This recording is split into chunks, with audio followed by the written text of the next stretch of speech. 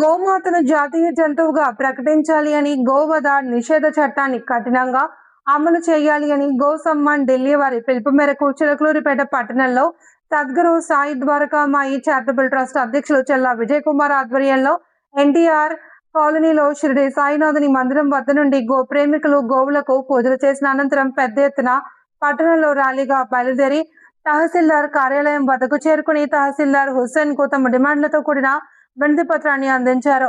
ఈ సందర్భంగా ప్రముఖ ధార్మికవేత్త చిలకలూరిపేట పట్టణ ప్రముఖులు సద్గురు ద్వారకామాయి చారిటబుల్ ట్రస్ట్ అధ్యక్షులు చెల్లా విజయ్ కుమార్ మాట్లాడుతూ హిందువులు ఎంతో పరమ పవిత్రంగా భావించి పూజించే గోమాతకు జాతీయ జంతువుగా ప్రకటించాలి అని గోవధ నిషేధ చట్టాన్ని కఠినంగా అమలుపరచాలి అని కోరుతూ తహసీల్దార్ కు వినతి పత్రం అందజేశామని తెలిపారు. ఈ కార్యక్రమంలో అయ్యప్ప స్వామి దేవస్థానం కమిటీ అధ్యక్షులు వెల్లంపల్లి రవిశంకర్, విశ్వ హిందూ పరిషత్ నాయకులు కృష్ణవేణి, ఆర్యవైశ్య మహిళా నాయకురాలు బచ్చి ఓంకారేశ్వరి దేవులు మాట్లాడారు. ఈ కార్యక్రమంలో బీజేపీ నాయకులు మల్లిల శివ నాగేశ్వరరావు, తోట బ్రహ్మస్వాములు, రత్న, బేకరీ నాగేశ్వరరావు, పొట్టి రత్నబాబు, ఏక మారుతి రామశర్మ, వావిలాల చలపతిరావు, అలంగారు మోహన్, ఆర్ఎస్ఎస్, బీజేపీ, బజరంగ దళ్, ఆర్యవైశ్య ప్రముఖులు, ఆదిత్య, బ్రాహ్మణ సేవా సమితి నాయకులు, గో ప్రేమికులు పెద్ద సంఖ్యలో పాల్గొన్నారు.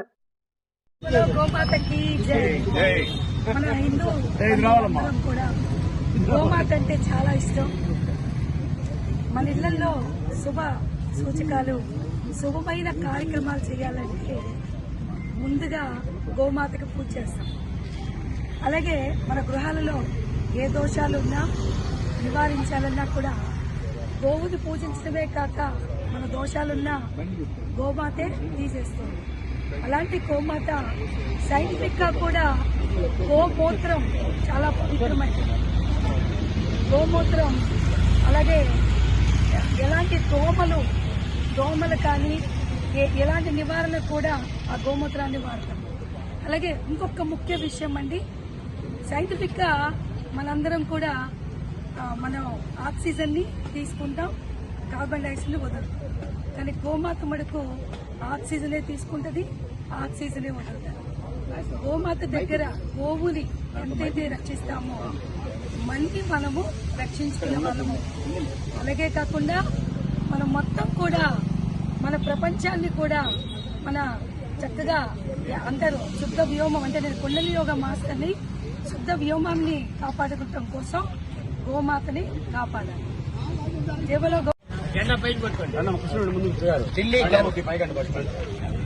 ఈ రోజున ఢిల్లీ కేంద్రంగా గో సమ్మాన్ అనేటువంటి ఈ కార్యక్రమం ఢిల్లీ నుంచి గల్లీ దాకా గోవర్ధని చేయకుండా ఉండాలని, అదేవిధంగా రాష్ట్ర జాతీయ జంతువుగా గోవుని ప్రకటించాలి అని డిమాండ్ చేస్తూ భారతదేశంలోని ప్రతి హిందూ పౌరులు, ప్రతి హిందువులు కూడా కోరుకుంటూ దీన్ని అమలు చేయాల్సిందిగా కేంద్ర రాష్ట్ర ప్రభుత్వాలకు ఒత్తిడి తెస్తూ రాష్ట్ర గవర్నర్ గారికి, రాష్ట్ర ముఖ్యమంత్రి గారికి,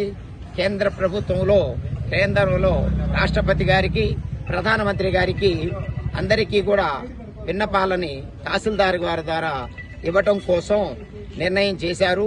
ఈ నిర్ణయాన్ని అనుసరించి మేము కూడా చిలకలూరిపేట పట్టణంలో ఆర్యవైశ్య గో సంరక్షణ శాఖ వారు మరియు బాబా గారి గుళ్ళో ఉన్నటువంటి గో సంరక్షణ శాఖ వారు మరియు విశ్వ హిందూ పరిషత్ వారు, బజరంగ దళ్ వారు మరియు హిందూ సోదరులు అందరూ కూడా ఈ కార్యక్రమాన్ని నిర్వహిస్తున్న సందర్భంగా ఆర్యవైశ్య సంఘం వారు వాళ్ళందరూ కూడా ఈ దీనికి సంబంధించి అందరూ చేస్తున్న సందర్భంగా వాళ్ళందరికీ ధన్యవాదాలు తెలియజేసుకుంటున్నాం. ఈ కార్యక్రమాన్ని అందరూ కూడా దిగ్విజయం చేయవలసిందిగా కోరుతున్నాం. మనం గోసమ్మాను ఢిల్లీ నుంచి గల్లీ వరకు నిర్వహిస్తున్న సందర్భంగా మనం గోవుని ప్రతినిత్యం ఆరాధ్య దైవం అన్నమాట. హిందువులకి ఆరాధ్య దైవం. ఎలాగంటే మన 4 వేదాల్లో కూడా గోవు గురించి అనేక వేల సార్లు 60 చోట్ల గోవు గురించి, గోవు గొప్పతనం గురించి చెప్పబడింది. అలాగే తాటగి లాంటి రాక్షసులు కూడా గోవధని చేస్తూ ఉన్నప్పుడు శ్రీరాముడు కూడా గో సంరక్షణ కోసం తను గోవుని సంరక్షించేందుకు నిల్చున్నాడు.